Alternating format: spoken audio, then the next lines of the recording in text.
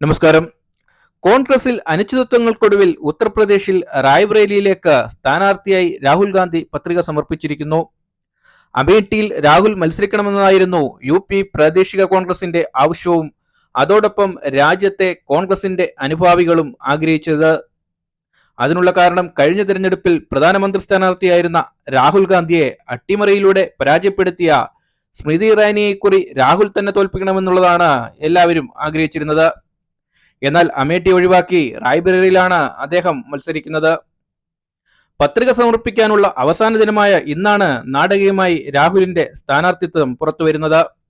പക്ഷേ ഇത് കോൺഗ്രസിന്റെ മറ്റൊരു മണ്ടത്തരമെന്നാണ് രാഷ്ട്രീയ നിരീക്ഷകർ പറയുന്നത്.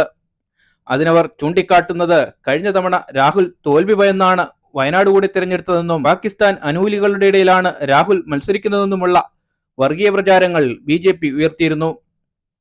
അതുകൊണ്ട് ഇപ്പോൾ അമേഠി ഒഴിവാക്കി റായ്ബറേലിയിൽ തിരഞ്ഞെടുത്തത് BJPക്ക് ഒരു വടിയൊരുക്കി കൊടുക്കുന്നതിന് തുല്യമാണ്.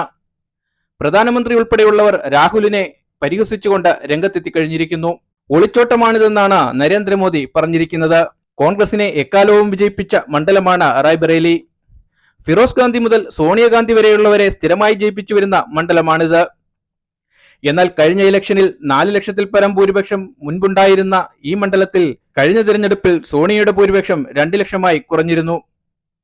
ഇക്കുറി സോണിയ മത്സരിക്കാത്തതും രാഹുലിന്റെ സ്ഥാനാർത്ഥിത്വവും അട്ടിമറിയിലൂടെ സീറ്റ് പിടിച്ചെടുക്കാമെന്നാണ് BJP വിചാരിക്കുന്നത്. അങ്ങനെ വന്നാൽ കോൺഗ്രസിന് ഇത് വലിയ തിരിച്ചടിയും നാണക്കേടും ഉണ്ടാക്കുമെന്നുള്ള കാര്യത്തിൽ സംശയമില്ല. മറിച്ച് രാഹുൽ അവിടെ ജയിച്ചാലും കോൺഗ്രസിന് പ്രശ്നം തന്നെയാണ്. രാഹുൽ ഏത് മണ്ഡലം രാജിവെക്കുമെന്നുള്ളതാണ് പ്രശ്നം. രാഹുലിന് പ്രിയം വയനാട് തന്നെയാണ്. എന്നാൽ റായ്ബറേലിയിൽ വിജയിക്കുകയും അവിടെ രാജിവെക്കുകയും ചെയ്താൽ BJP ഇത് ആയുധമാക്കുകയും ഉപതെരഞ്ഞെടുപ്പിൽ ഒരുപക്ഷെ ആ സീറ്റ് നഷ്ടപ്പെടുവാനും സാധ്യതയുണ്ട്.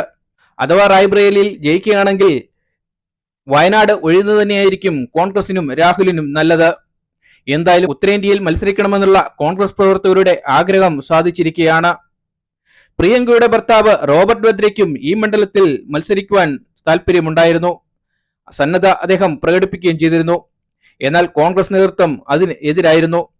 എന്തായാലും കുടുംബത്തിൽ പ്രശ്നങ്ങളില്ലെന്നറിയിക്കാൻ റോബർട്ടും പ്രിയങ്കയും സോണിയാഗാന്ധിയും ഒപ്പം കോൺഗ്രസ് പ്രസിഡന്റ് ഖാർഗെയും രാഹുലിനൊപ്പം എത്തിയിരുന്നു.